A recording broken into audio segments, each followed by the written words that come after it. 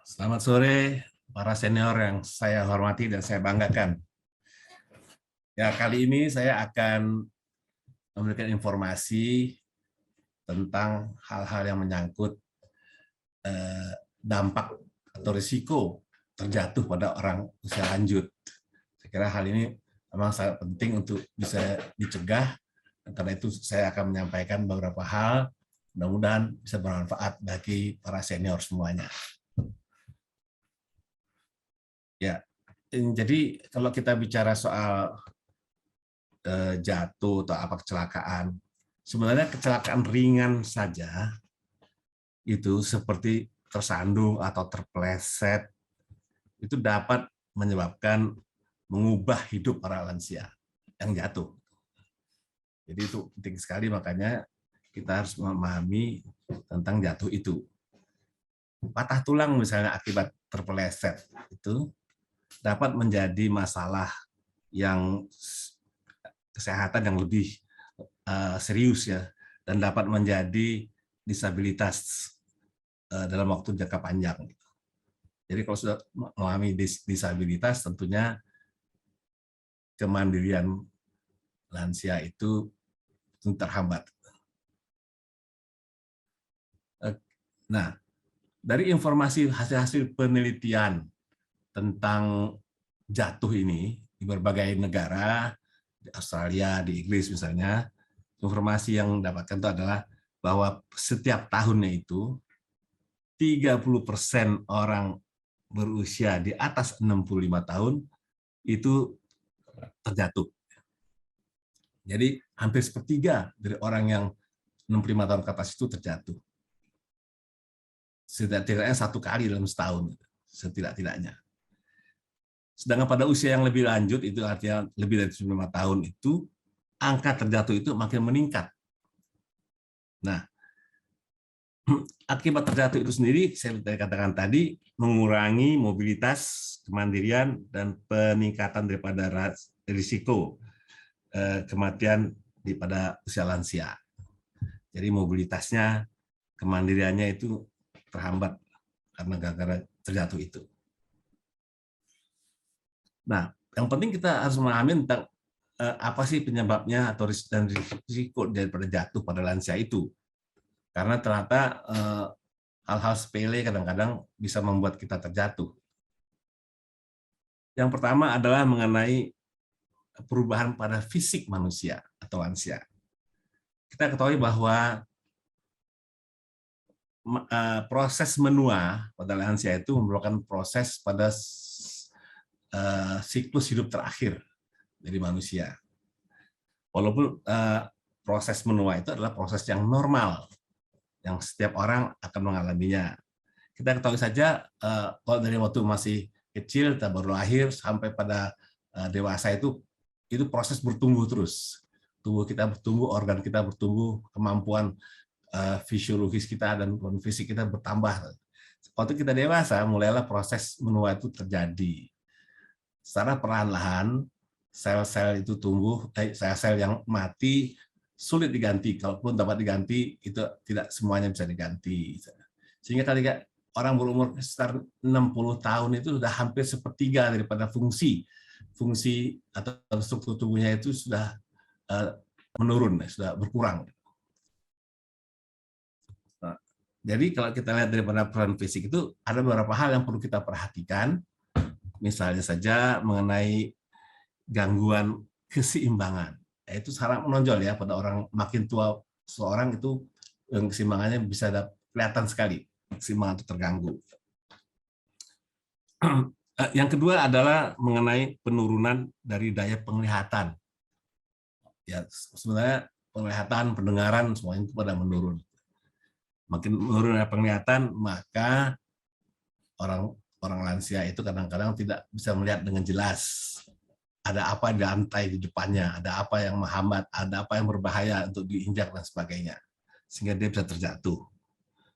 Yang ketiga itu adalah, ini agak jarang tapi bisa terjadi, itu disebut sebagai hipotensi ortostatik. Itu adalah satu kondisi di mana tekanan darah itu tiba-tiba turun di bawah 100, barangkali 90 bisa terjadi sistoliknya yang disebabkan oleh karena perubahan sikap atau posisi tubuh dari posisi yang rendah, misalnya berbaring, ke berdiri dengan cepat, dilakukan dengan cepat. Perubahan posisi itu menyebabkan tubuh kita tidak bisa menyesuaikan, sehingga darah yang ke kepala kita itu dia berkurang, tidak seperti apa yang diharapkan. Nah, katakanlah gejala-gejala seperti apa ya, dizziness atau lightheadedness. Dia yang bisa menimbulkan rasa pusing, bisa menimbulkan rasa matanya ngeliat jadi kabur, bisa lemas, kadang-kadang mual, dan itu menyebabkan risiko jatuh bisa terjadi walaupun tidak tersandung, walaupun tidak terpeleset, berarti berjalan karena rasa kosong kepalanya dia bisa juga terjatuh. Apalagi kalau ada benda yang menghambat di depannya, bisa juga terpeleset atau tersandung. Berikutnya adalah mengenai otot-otot tubuhnya. Manusia yang berusia lanjut itu makin melemah karena proses penuaan. Makin melemahnya kaki kita, otot-otot kita, maka kemampuan berjalan kita menjadi lebih sulit, berat, gitu ya. Dan itu juga berpotensi untuk membuat jatuh. Sementara itu reaksi tubuh juga melambat. Refleks tubuh itu melambat. Kalau orang mau jatuh itu atau lagi mulai terjatuh, kita mungkin kalau refleks kita bagus, kita bisa loncat mundur atau ke samping atau berpegang atau apa gitu ya, yang cepat. Tapi karena refleks kita lambat, maka bisa terjadi kecelakaan itu. Berikutnya adalah penyakit-penyakit lain yang berkontribusi pada terjatuhnya lansia itu berdasarkan hasil penelitian itu misalnya pada penyakit demensia yang dimana orang itu mulai kesulitan berpikir, kesulitan menentukan sikap dan sebagainya, bisa salah dalam rangka berjalan dan menyebutkan kecelakaan. Stroke juga karena ada bagian tubuh yang misalnya yang terganggu atau kemampuan untuk melihat spasial itu yang terganggu juga. Parkinson misalnya membuat tubuh kita lambat bergerak karena tubuh kita sulit untuk bergerak dengan baik itu. Sementara diabetes itu ya dampak lebih lanjut. Ini gangguan pada organ tubuh akibat kadar gula yang tinggi. Nah, itu adalah beberapa hal yang terkait dengan tadi adalah dengan kondisi fisik atau kesehatan dari lanjut usia. Yang kedua ini adalah bagian daripada masalah atau hal-hal yang ada di sekitar tempat tinggalnya lansia. Maka dikatakan sebagai bahaya di rumah atau di sekitar rumahnya itu. Ya, sebenarnya juga satu lagi adalah di tempat umum. Tempat umum juga bisa menimbulkan bahaya. Jadi tapi yang paling banyak dan terus semua yang jatuh, orang yang jatuh itu diteliti paling banyak itu ada di rumahnya sendiri. Gitu ya. Jadi kita mau fokus pada yang di rumah, bagaimana caranya supaya makin bisa mengurangi ataupun menghindari terjatuh itu. Ya, kalau kita lihat lebih lanjut di rumah ini ada beberapa hal yang terkait dengan hal-hal yang pertama tadi. Misalnya kurang pencahayaan di rumah. Karena kurang pencahayaan gelap, maka bisa orang apalagi kalau lansianya terganggu juga penglihatannya makin sulit lagi dan makin sulit menghindari kalau dia tidak tahu bahwa kondisi-kondisi daripada lantai yang ada di depannya, apa yang dia akan jalan dan sebagainya itu bermasalah. Jadi pencahayaan menjadi hal yang sangat penting. Alas kaki juga penting. Alas kaki yang tidak aman itu. Bagaimana alas kaki yang tidak aman? Misalnya kalau pakai sendal longgar gitu ya, longgar. Jadi nggak ikat kita. Atau sandal itu ada juga yang ujungnya agak panjang dan kemudian lemes gitu ya. Jadi kalau kita jalan kadang-kadang tersangkut, ya terlipat. Itu juga bisa bikin jatuh. Atau sepatu hak tinggi yang sangat tinggi dan tumitnya sempit gitu juga bisa membuat mudah terpeleset. Yang lainnya adalah permukaan lantai yang licin, basah atau tidak rata. Jadi kalau ada orang ngepel di ruang depan atau di kamar tidur atau di ruang keluarga, hati-hati di situ. Karena bisa habis dipel belum kering betul, bisa kita pakai sendal yang tidak baik, tidak memenuhi syarat, jatuhnya bisa terjadi. perumahan tidak rata itu juga ada di perumahan, pengalaman dari beberapa rekan saya. Rumahnya itu, masuk ke rumahnya itu masih rata, tapi ada bagian yang lebih tinggi sedikit ataupun lebih rendah daripada lantai itu. Ya mungkin itu variasi-variasi para pembuat gambar rumah itu, mungkin juga untuk memperlihatkan rumah itu bisa lebih luas, tapi itu bisa membuat justru orang lansia yang tidak awas lagi jalan di rumah itu melihat ke atas atau di rumah orang melihat ke samping, kanan, kiri, kita seperti kejeblos gitu ya, dan kaki kita nggak siap untuk terbentak di tempat yang lebih rendah sehingga lutut kita bisa terlipat dan jatuh. Itu terjadi. Dan jatuh, ternyata sahabat saya itu wanita, posisi demikian itu patah pinggulnya, jadi bermasalah dia kan. Itu jadi artinya hendaknya rumah itu bebas bahaya terjatuh gitu ya, rumah itu aman. Selanjutnya juga ada bahaya-bahaya di lantai yang sifatnya bukan permanen, misalnya ada permadaninya nggak rata, naruhnya berkerut atau gimana gitu, atau ada barang-barang cucunya banyak di rumah, mainan berserakan di mana-mana gitu ya, tersandung misalnya situ, atau juga misalnya ada orang lagi perbaiki rumah, kabel listrik ditarik sana sini, orang yang lewat bisa terjatuh. Ini bahaya-bahaya di rumah yang kira-kira dari pengalaman-pengalaman itu banyak terjadi gitu. Nah, oleh karena itu kita penting sekali untuk melihat kemudian setelah tadi mencegahnya itu kita lihat dari situ nanti. Tapi apa ya, adakah risiko lainnya? Risiko lainnya adalah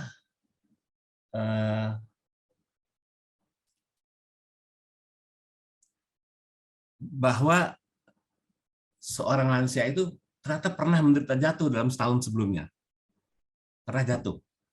Jadi pernah jatuh itu merupakan faktor risiko juga, akan kemungkinan jatuh lagi karena ada unsur-unsur yang ada di dalam tubuh dari lansia tersebut yang memenuhi syarat atau menyebabkan dia mudah terjatuh. Karena itu kalau orang yang nanti salah satu cara pencegahannya kita tangani bagaimana kalau orang yang pernah jatuh, terutama dalam baru-baru ini atau setahun terakhir. Nah, dampak jatuh itu sendiri tergantung daripada seberapa berat akibatnya. Yang pertama adalah pas ada jatuh itu bisa terjadi apa-apa, ringan, sakit sedikit, pulih lagi. Tapi yang bisa kita harus perhatikan ada yang cedera yang lebih berat, seperti ada memar, ada luka, misalnya ada barang tajam yang dibawa kena, kemudian juga ada pada beberapa bagian tubuh, kemudian ada geger otak, itu yang lebih berbahaya, tidak ada luka, tapi terjadi jatuh kepala terkena, gangguan kesadaran terjadi sesaat ataupun lama, itu kita sebut sebagai gegar otak. Nah, kalau gegar otak itu mesti ada penanganan yang khusus supaya jangan ada akibat sisa dari otak itu yang tidak diinginkan. Jadi hanya sederhana demikian. Yang lebih repot lagi kalau terjadi fraktur, patah tulang, retak tulang, ya, yang mungkin pada tempat-tempat tertentu hanya bisa digips, cukup digips saja, misalnya di jari atau mungkin di lengan bawah gitu ya, atau di kaki. Nah, tapi kalau sampai di tulang panggul, di tulang pinggul, itu saya kira ada risiko-risiko lain. Ya, nanti kita akan bicarakan lebih lanjut ini tentang tulang pinggul itu.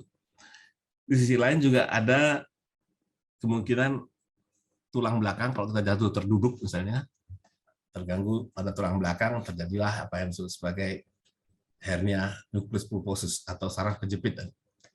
Jadi ada hal-hal yang bisa membuat kita nanti menjadi tidak lagi mandiri karena ada sisa daripada kejadian-kejadian ini yang membuat hal itu terjadi.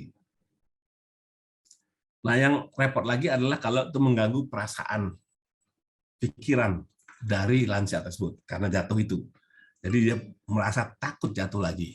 Begitu rasa takutnya begitu hebat, nah ini yang bisa mengakibatkan dia akan mengurangi mobilitasnya, mengurangi geraknya. Padahal lanjut usia itu salah satu cara untuk membuat dia supaya memperlambat masa penuaan itu adalah dengan banyak bergerak, selalu bergerak.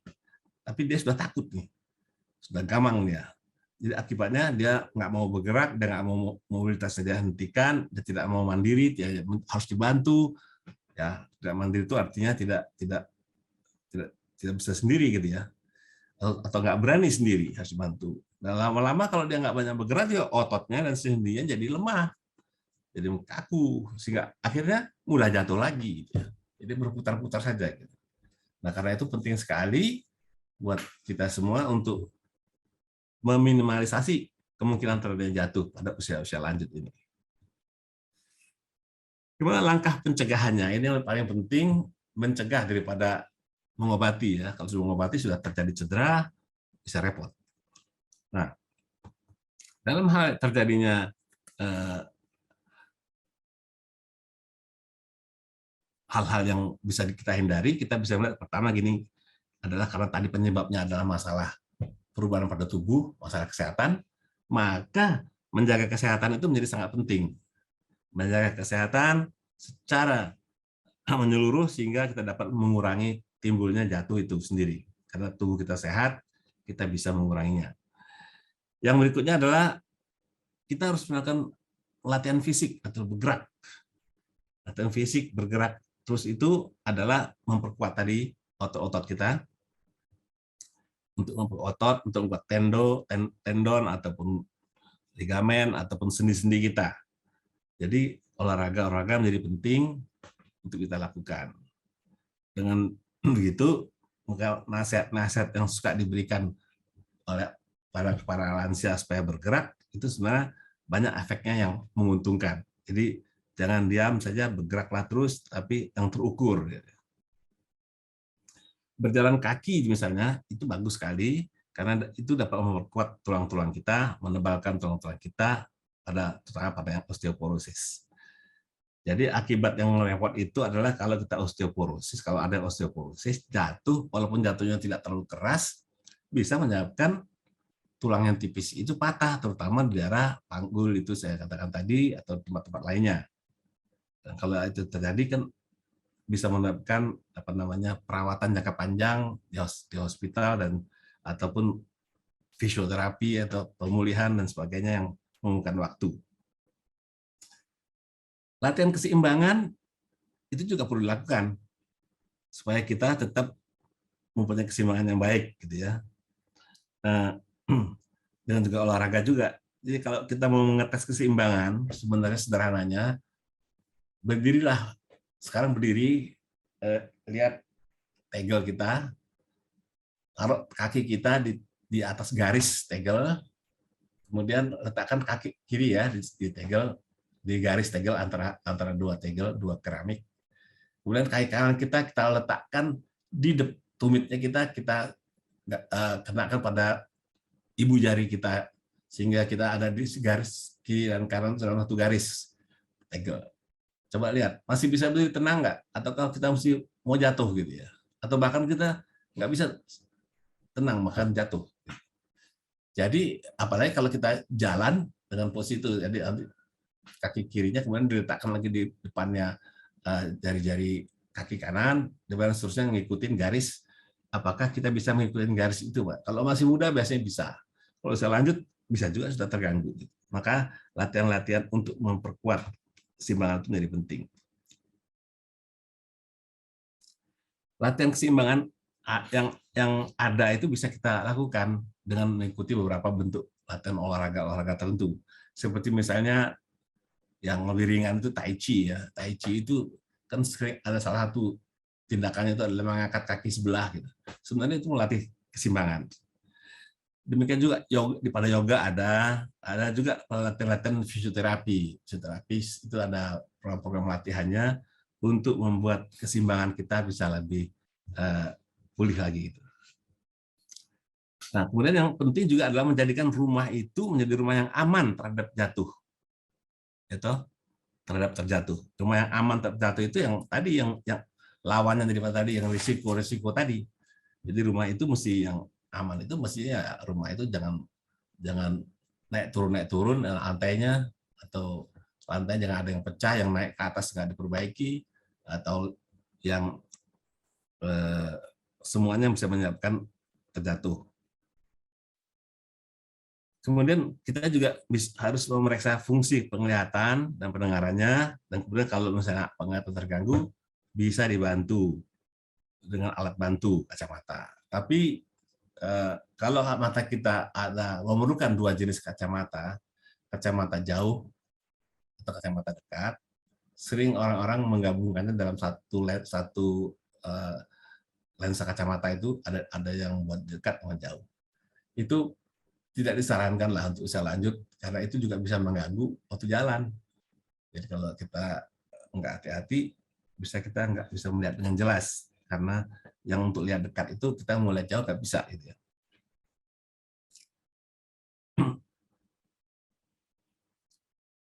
Nah, selanjutnya kalau ada dugaan terhadap efek samping obat yang bisa membuat kita nggak stabil gitu ya, berdiri kita sempoyongan, ngantuk atau pusing, kita jatuh, maka sebaiknya konsultasilah ke dokter Anda sehingga dokter bisa mengganti obat-obatan atau mengurangi dosis obat-obatan yang dianggap bisa menimbulkan pusing atau gangguan keseimbangan itu sendiri. Selanjutnya, banyak saran untuk orang lansia itu adalah cukup istirahat, cukup tidur.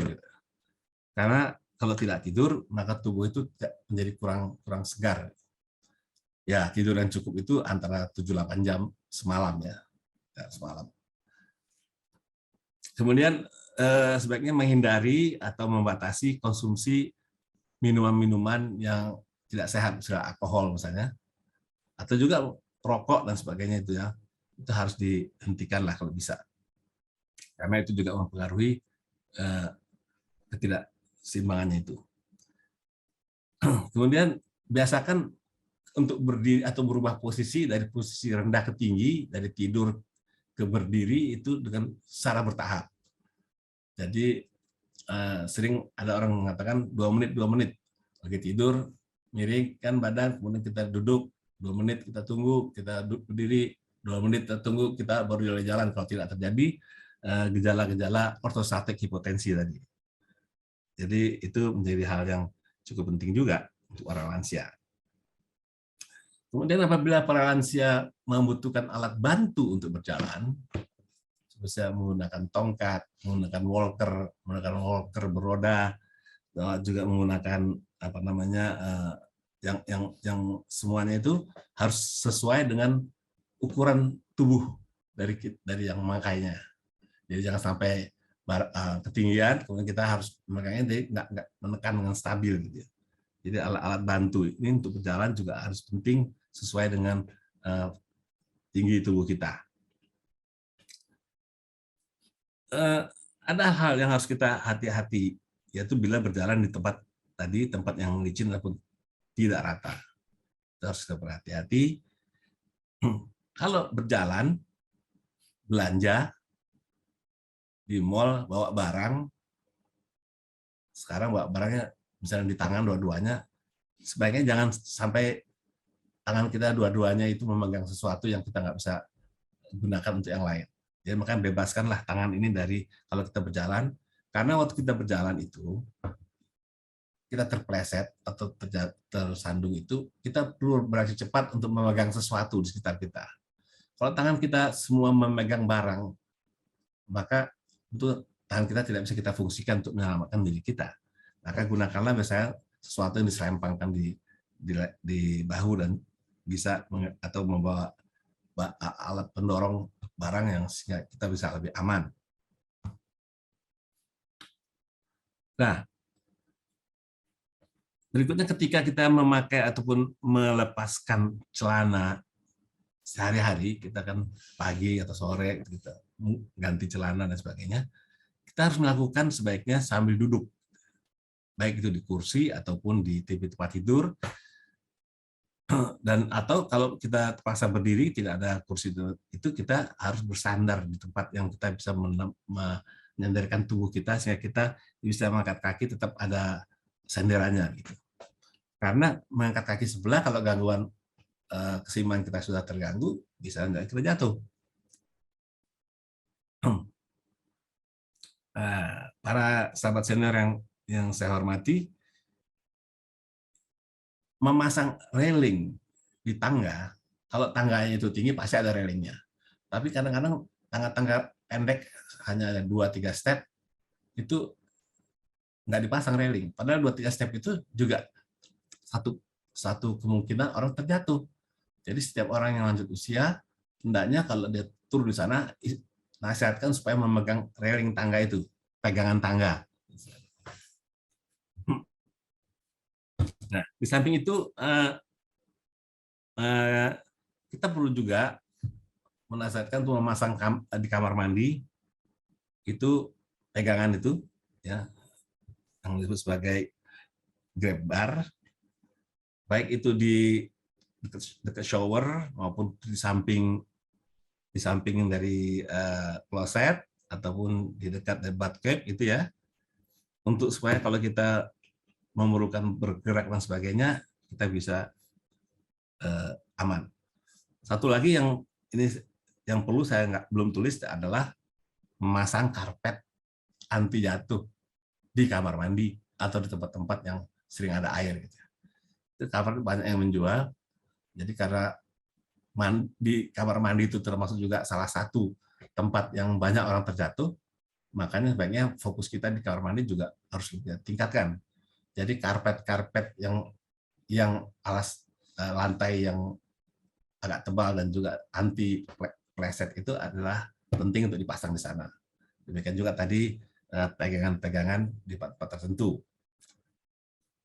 Apalagi kalau orang-orang menderita gangguan apa yang namanya beser gitu ya. Dari lagi tidur terbangun, aduh pengen pipis, lari ke kamar mandi, itu salah satu risiko yang buat orang terjatuh. Jadi harus kita hindari itu karena itu sebenarnya mudah untuk menghindarinya. Tentu saja kalau keluar rumah lagi hujan ya kita harus hindari karena jalan licin. Kemudian kita juga harus memberitahu dokter bahwa kita pernah jatuh setelah konsultasi terakhir dengan dokter tadi.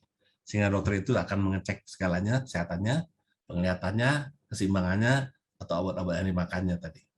Nah, itu adalah beberapa hal. Ini berikutnya gambar-gambar sederhana yang saya lihat itu grab bar. Sebelah kiri atas itu adalah yang untuk pegangan-pegangan bisa dipasang di kamar mandi, di dekat kloset misalnya. Di sebelah kanannya itu ada karpet kamar mandi yang kalau diinjak itu tidak licin. Di bawah kiri itu juga ada railing yang kecil, small railing untuk tangga-tangga dengan step yang rendah. Dan kemudian juga yang penting juga lampu penerang pada tempat-tempat yang agak gelap. Ya. Nah, sekarang apa yang mau dilakukan ketika terjatuh?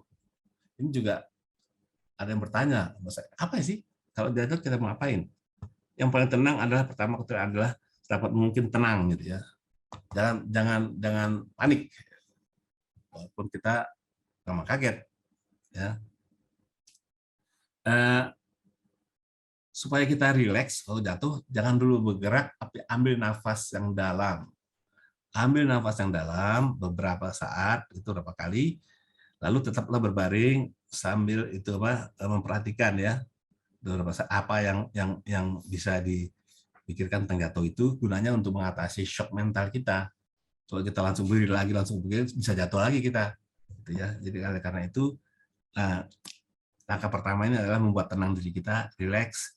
Nah, kemudian yang kedua kita memastikan apa yang sebenarnya terjadi, apakah ada cedera yang berat, apakah ada yang terluka, apakah ada yang nyerinya hebat sekali. Karena kalau nyerinya hebat sekali, kalau kita khawatirkan untuk ada fraktur dan sebagainya, kita juga jangan sampai memperburuk fraktur itu sendiri gitu. Jadi pastikan betul kita bahwa kalau terlalu berat kita harus minta bantuan orang untuk mengangkat kita ataupun memindahkan posisi kita. Yang juga penting adalah setelah kita tenang gitu ya, sebenarnya kita mulai bangkit. Kita mesti bangkit lah. Gitu. Kita harus bangkit sendiri dengan aman ya, dan tanpa bantuan kalau nggak ada orang sekitar kita ataupun merasa tidak perlu dibantu. Tapi sebelumnya itu kita berbaring dulu pada salah satu sisi tubuh kita sebentar untuk mengambil menyesuaikan kondisi, dan kemudian kita mulai merangkak atau melihat sekitar kita apakah ada tempat yang kokoh seperti kursi yang kokoh atau tempat tidur, ya kalau di tempat tidur tepinya, sehingga kita berusaha mendekati itu dengan merangkak mengepuk dengan kedua tangan dan lutut kita, dan kemudian kita sampai sana kita merangkak perlahan untuk duduk di tempat itu dan beristirahat. Tapi kalau misalnya tidak ada orang yang tidak ada orang membantu, kita perlu bantuan, kita berusaha memanggil, mencari bantuan, berteriak ambil orang atau menggedor-gedor sesuatu yang bisa orang di luar terdengar. Kalau nggak ada orang, kita gunakan telepon juga bisa. Artinya kalau ada handphone dekat-dekat kita. Tentunya juga kalau misalnya nggak ada orang sama sekali dan kita merasa sangat menderita, sangat sakit dan sebagainya, ya kita harus tahu nomor-nomor telepon darurat sehingga kita atau orang-orang yang bisa kita hubungi sehingga kita bisa mendapat bantuan. Dan terakhir itu adalah hal-hal yang seperti saya katakan tadi perlu memang diingat-ingat lagi, sehingga paling penting adalah kita dalam kondisi-kondisi yang semakin menua, yang mungkin ada yang masih kuat, bagus, masih ya 60-an itu misalnya bagus ya maksudnya. Tapi sudah 80-an kita makin turun. Yang penting kita waspada dan kita harus tahu apa-apa ya tempat-tempat yang tidak bisa kita lewati, ataupun kita harus memberi nasihat pada orang-orang di rumah kita untuk agar supaya membuat rumah kita itu aman untuk berjalan. Nah, sekarang secara sederhana saya ingin menyampaikan bagaimana, karena kalau jatuh itu yang paling berbahaya itu kan sebenarnya tulang sebenarnya, kecuali kepala ya, di otak ya, tapi tulang tubuh kita itu bisa patah atau bagaimana gitu. Nah, untuk menjaga supaya tulang kita tidak mudah patah itu, maka diperlukan beberapa cara untuk kita lakukan lah ya. Sebenarnya ini sering sudah diberitahukan, mungkin saya ulang kembali. Misalnya saja tulang sehat dan kuat itu untuk mencegah cedera sering pada orang lansia yang terjatuh itu sendiri. Nah, terutama yang patah itu adalah selain tulang-tulang yang panjang itu, juga tulang panggul ya. Tulang panggul yang dapat mengakibatkan disabilitas. Perawatan yang lama, operasi, disabilitas yang jangka panjang, bahkan bisa juga kalau misalnya ada komplikasi lain menyebabkan kematian. Jadi selain daripada menjaga barang tadi, kesehatan kita perlu ditingkatkan, tulang kita perlu diperkuat. Caranya adalah dengan mengkonsumsi ya ini seperti kalsium, vitamin D, semua peran dalam tulang kita.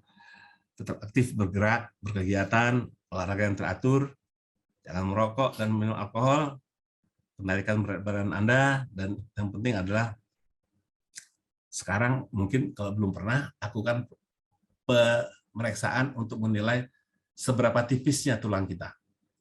Itu bisa dilakukan di rumah sakit ataupun di tempat-tempat tertentu untuk melihat dengan densitometer itu, dengan densitas tulangnya itu dilihat ketebalannya, ketebalan tulang kita. Kalau kita kurang vitamin D, seringkali itu kan menjadi makin menipis. Nah, itulah beberapa hal yang bisa saya sampaikan. Mudah-mudahan ada manfaatnya. Dan terima kasih atas perhatiannya. Assalamualaikum warahmatullahi wabarakatuh.